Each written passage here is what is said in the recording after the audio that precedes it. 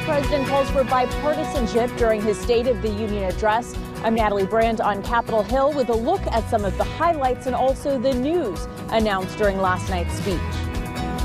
The law enforcement community is mourning the loss of one of their own in nearby Virginia. And a major economic development project in Pike County with the promise of hundreds of new jobs is no more. Dedicated to Eastern and Southern Kentucky, this is WYMT Mountain News This Morning.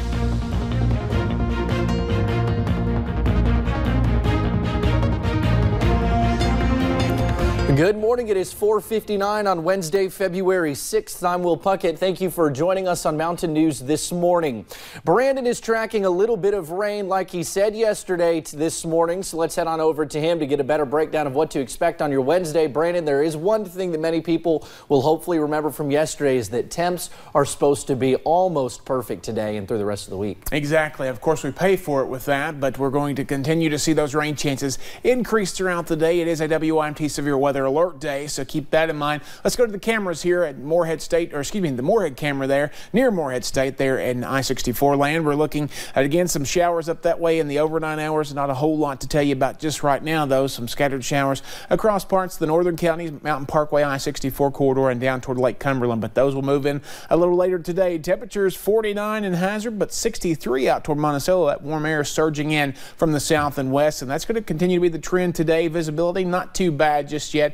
We're going to watch for some of that limited visibility as we see some of those heavier bands of showers come through. This afternoon, 70 degrees, but we, again, as I said earlier, we pay for it with the rain chances picking up later in the day we go. There is a flood watch. It also goes into effect for the entire region later today as well. I'll talk more about that and the rest of the forecast coming up here in just a few minutes. Will? All righty, Brennan, we'll toss it back over there in a few. Appreciate it. Well, President Trump delivered his second State of the Union address last night. It was delayed a week because of the partial government shutdown. CBS's Natalie Brand is on Capitol Hill with a recap of the president's speech. Of Congress, the state of our union is strong. President Trump pushed for unity in his second State of the Union address Tuesday night. Victory is not winning for our party. Victory is winning for our country. Facing a divided Congress, the president warned Democrats not to let partisan investigations hamper U.S. prosperity. If there is going to be peace and legislation, there cannot be war and investigation.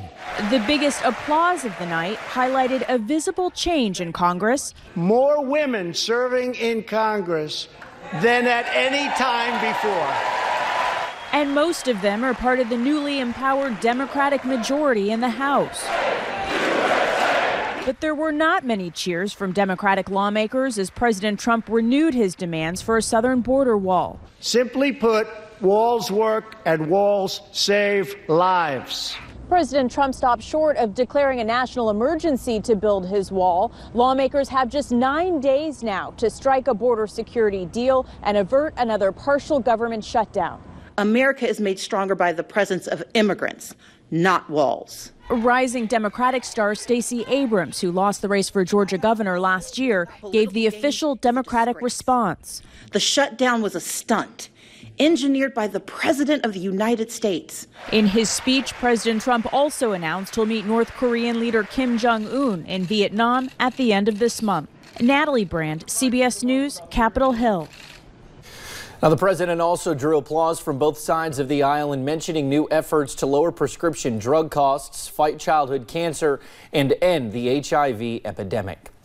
Meantime, the political chaos continues in Virginia, where many of the governor's former allies are calling for him to step down. Governor Ralph Northam continues to face criticism following the revelation of a racist photo that appeared in his 1984 medical school yearbook. Northam says it's not him in the photo. The president of Eastern Virginia Medical School apologized to minority communities and ordered an investigation into past yearbook pictures. Well, Virginia State Police are in mourning after one of their troopers was killed in a drug raid Monday night. Authorities say Trooper Lucas Dowell was assisting with a search warrant in a home in Cumberland County when someone inside the home opened fire. Dowell was shot and taken to an area hospital where he died from his injuries. Authorities returned fire, killing the suspect. No one else was injured. Well, police say a woman has been arrested for setting an apartment building on fire in Paris. 10 people are dead and at least 30 people are injured, including several firefighters. A 40-year-old woman who lives in the building was taken into custody. Says the suspect is now to have psychiatric problems. Well, back to local news at 5:04 this morning, where officials are reeling from a huge blow to the local economy.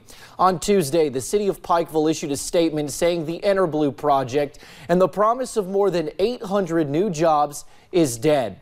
Although this is a hard pill to swallow for Eastern Kentucky, Jared Arnett, the executive director of Shaping Our Appalachian Region, also known as SOAR, says it is up to the people of Eastern Kentucky to push past the setback. It hinges on us, the people in this region, to keep fighting and make a difference. John Thomas, the recently named CEO of EnerBlue, says he regrets having to suspend plans for this facility. As always, he will continue to follow this story, and we will update you as we receive new information online at WYMT.com. New water main breaks have slowed the process to return water to parts of Perry County. City officials here in Hazard now say the timetable to get it back on is sometime today, pending no other setbacks. The biggest concern is in Leatherwood, where people have went without water for several days now. The school system has set up mobile washing units, bathrooms, and even a place for cafeteria workers to cook so students can go to class. New this morning, a man is fighting for his life after being hit by a train in Logan County. It happened late last night in the McConnell area. We are told the man was still alive when he was taken to the hospital. No word on his condition or what happened that led to the accident.